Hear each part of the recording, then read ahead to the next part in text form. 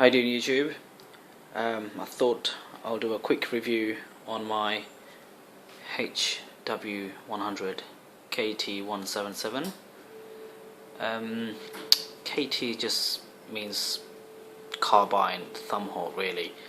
The reason I like the thumb hole, it just feels brilliant when you grip it, and it's a shorter version, which is the carbine, which I prefer.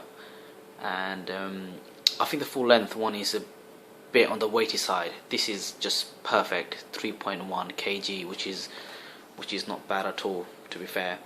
I'm not the biggest guy in the world, so unless you're a big guy, the full length would be quite suitable. And what I have on there is also Hawke Sidewinder 30 scope, 4 by 16 by 50 scope.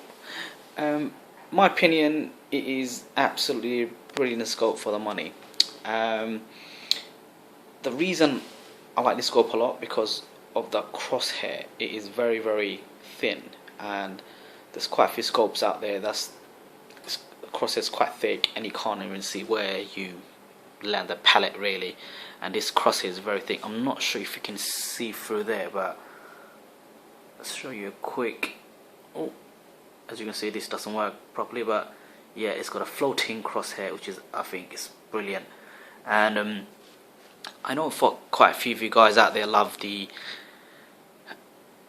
MTC Viper. Well, I had one of those, and my opinion, didn't like it. I didn't think the lens was clear as the Hawke. Anyway, that's just my opinion, but it's not a cheap scope. This is about 280 odd quid, so but it does the job really well. And in terms of the gun, well, what can I say? My opinion, is one of the best. The reason I'm saying that, I had the Daystar Airwolf Mark III, which is good gun, but a bit on the weighty side. With a good scope, it was probably about 4.2 kgs, quite weighty for me. So, and the trigger was very, very, very, very sensitive. You literally put your hand on it and put your finger on it, and it just goes off. So I prefer this trigger here, which is absolutely amazing. 2 straight trigger, you can't really go wrong. And don't get me wrong, Airwolf is a fantastic gun, but for the price, I just think this will do exactly what the Airwolf will do. And the pellets I use is JSB Match Diablos, which I think is fantastic with this gun.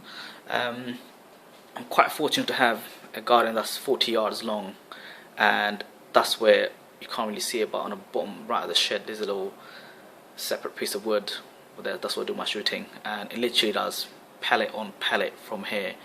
And if no one's at home, then if I want to get a bit even more lucky, I sort of go back there and shoot, so I can get like 50-yard range in here, and it does that perfect. And yeah, just in terms of pellets, I tried a few pellets to be fair, and JSB Exact is absolutely spot on.